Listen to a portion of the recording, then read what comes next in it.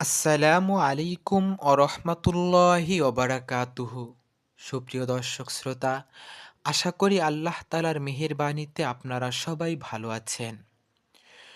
সঠিক পথে অবিচল থাকতে হলে উম্মতের সাথে সংযুক্ত থাকা অত্যন্ত গুরুত্বপূর্ণ।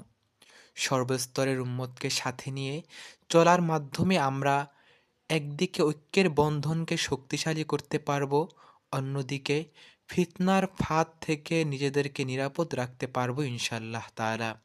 আল্লাহ তাআলা কুরআনুল কারীম ইরশাদ করেন, তোমরা সবাই আল্লাহর রশিকে শক্তভাবে আঁকড়ে ধরো এবং পরস্পর বিচ্ছেদ করো না।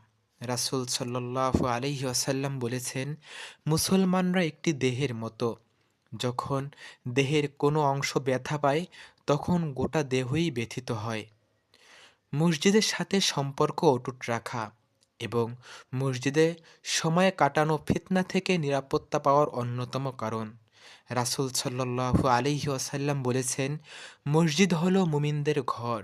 যে ব্যক্তি মসজিদকে আঁকড়ে ধরে রাখবে, আল্লাহ তাআলা তাকে দুনিয়া ও আখিরাতে নিরাপত্তা প্রদান করবেন।